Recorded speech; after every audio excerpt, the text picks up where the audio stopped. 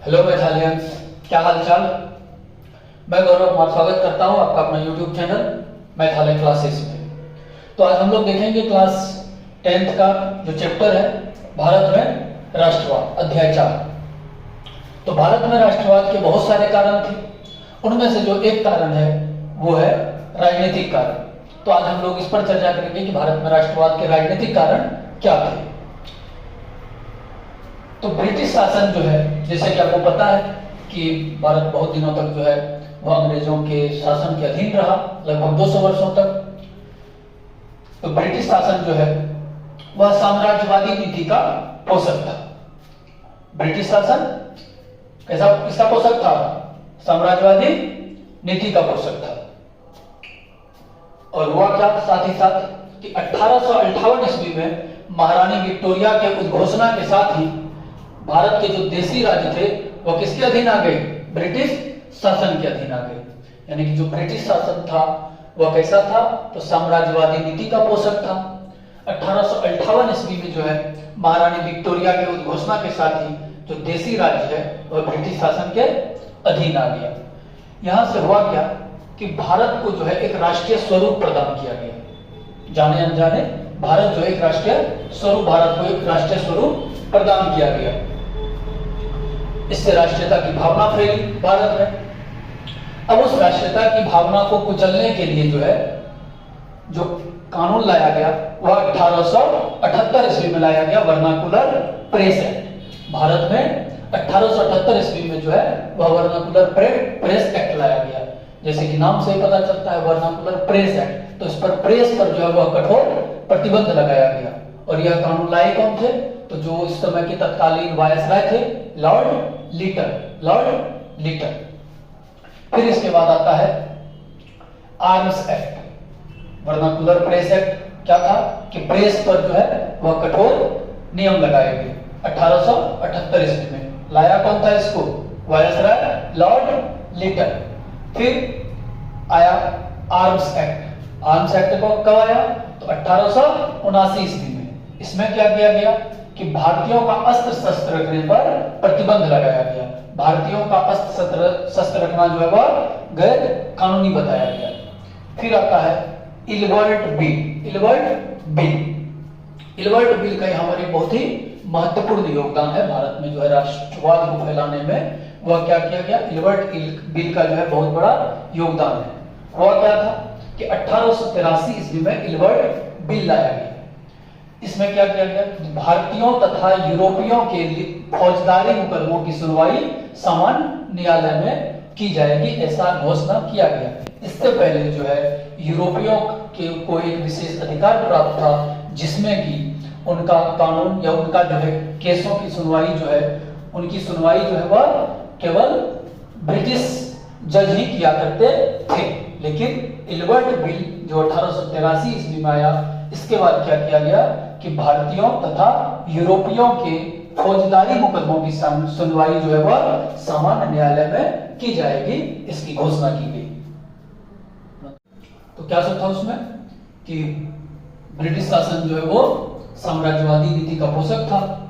साथ ही साथ 1858 ईस्वी में रानी महारानी विक्टोरिया जो है उसके शासन की उद्घोषणा के साथ ही जो भारत के देशी राज्य थे वो ब्रिटिश शासन के अधीन आ गया।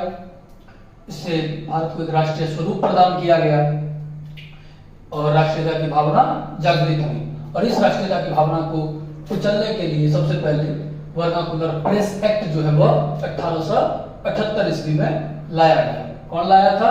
लॉर्ड लिटन, जो उस समय के तत्कालीन वायसराय थे। फिर क्या आया? Arms act. उसमें क्या था कि भारतीयों के जो है हथियार रखने पर, यानी कि जो अस्त्र शस्त्र रखने को गैर कानूनी बताया गया। वो कब आया था? आर्म्स एक्ट 1879 ईस्वी में। फिर आता है इल्बर्ट बिल 1883 ईस्वी में। इसमें क्या था कि भारतीयों तथा यूरोपियों का जो है वह फौजदारी मुकदमे जो है वह सामान्य अदालत में सुने जाएंगे, सामान्य न्यायालय में सुने जाएंगे, इस तरह से किया गया। इससे क्या हो गया कि इल्बर्ट बिल का जो है यूरोपीय जनता ने क्या कर दिया? विरोध किया और साथ जो सरकार है उसको बिल को वापस लेना पड़ा। यानी कि जो इल्बर्ट बिल है उसमें यूरोपियों को जो एक विशेषाधिकार दिया गया था कि उनकी सुनवाई जो है वो केवल यूरोपीय जज करेंगे, इससे उसको दिक्कत हुआ और यूरोपियों ने क्या कर दिया, इस बिल का विरोध किया। यूरोपीय जनता द्वारा बिल का विरोध किया गया और सरकार को विवश होकर के बिल क्या करना पड़ा, वापस लेना पड़ा। फिर आता है Calcutta corporation act. Calcutta corporation act में जो है वो लॉर्ड कर्जन लाए थे 1899 ईस्वी में। इसमें क्या किया गया, तो कलकत्ता में जो है वह नगर पालिका में निर्वाचित सदस्यों की संख्या में कमी की गई और गैर निर्वाचित सदस्यों की संख्या में वृद्धि की गई। यानी कि जो कलकत्ता कॉर्पोरेशन एक्ट था 1899 ईस्वी में जो लाया गया था लॉर्ड कर्जन द्वारा, उसमें नगर पालिका में निर्वाचित सदस्यों की संख्या में कमी और गैर निर्वाचित सदस्यों की संख्या में वृद्धि की गई। फिर विश्वविद्यालय अधिनियम आया 1904 ईस्वी में। विश्वविद्यालय अधिनियम 1904 ईस्वी, इसमें क्या किया गया, तो विश्वविद्यालयों पर सरकारी नियंत्रण बढ़ा दिया गया। विश्वविद्यालय अधिनियम कानून के द्वारा जो है वह विश्वविद्यालयों पर सरकारी नियंत्रण बढ़ा दिया गया। तो अब हमारे पास यहाँ पर एक क्वेश्चन है कि भारत में राष्ट्रवाद के उदय के राजनीतिक कारणों पर प्रकाश डालें। भारत में राष्ट्रवाद के उदय के जो राजनीतिक कारण है उसको बताना है कि क्या है। तो भारत में राष्ट्रवाद के उदय के राजनीतिक कारण निम्नलिखित हैं। भारत में राष्ट्रवाद के उदय के राजनीतिक कारण निम्नलिखित हैं।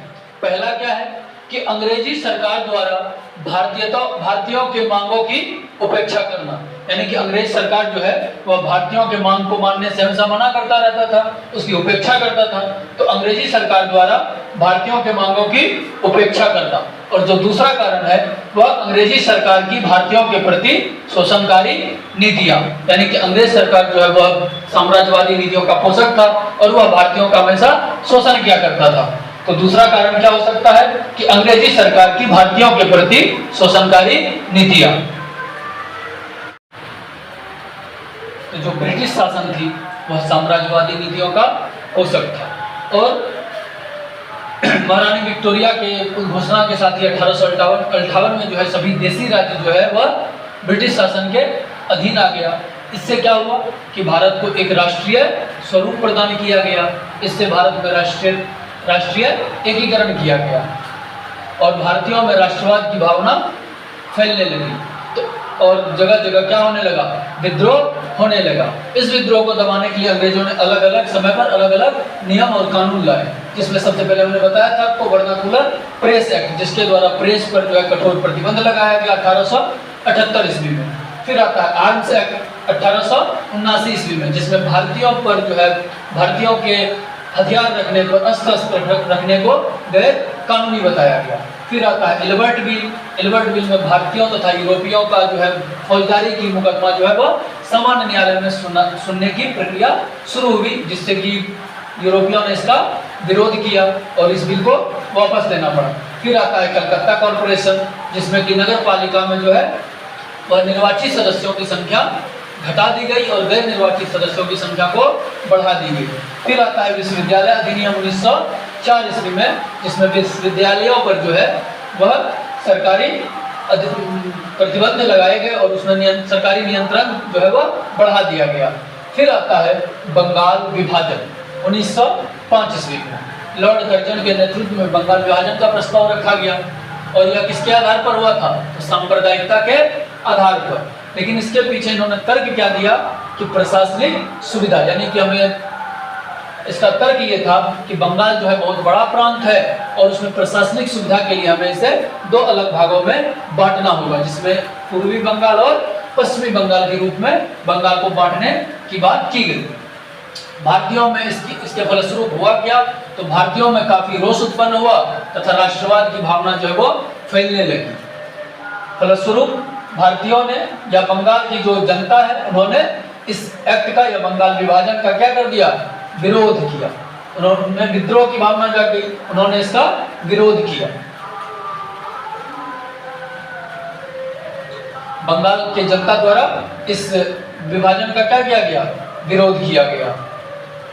तो एक क्वेश्चन इससे बहुत अच्छा क्वेश्चन पूछा जाता है कि बंगाल विभाजन में जो विरोध किया गया उसके कारणों पर चर्चा करें। नेक्स्ट स्लाइड में हम लोग देखेंगे इसके आप लोग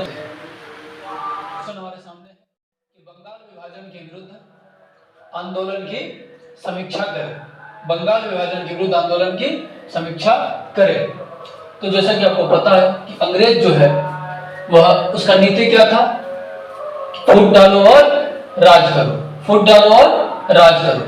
तो चूंकि बंगाल जो है वो आंदोलन का बहुत बड़ा केंद्र था, तो अंग्रेजों ने दिमाग लगाया कि इसको बांट देते हैं हिंदू मुस्लिम क्षेत्र में और इन दोनों को आपस में लड़ाएंगे और फिर इन दोनों में फूट डालें और राज करेंगे। तो बंगाल राष्ट्रीय आंदोलन का सबसे बड़ा केंद्र था, इसलिए 1905 ईस्वी में लॉर्ड कर्जन के नेतृत्व में बंगाल विभाजन की घोषणा की गई। लॉर्ड कर्जन के नेतृत्व में जो है 1905 ईस्वी में बंगाल विभाजन की घोषणा की गई, जिसके द्वारा पूर्वी बंगाल को मुस्लिम प्रांत तथा पश्चिमी बंगाल को हिंदू बाहुल्य क्षेत्र माना गया। पूर्वी बंगाल यानी कि जो अभी बांग्लादेश है उसको और साथ ही साथ असम को मिलाकर के पूर्वी बंगाल कहा गया और पश्चिमी बंगाल में बिहार, उड़ीसा और जो पश्चिम बंगाल का क्षेत्र है उसको रखा गया।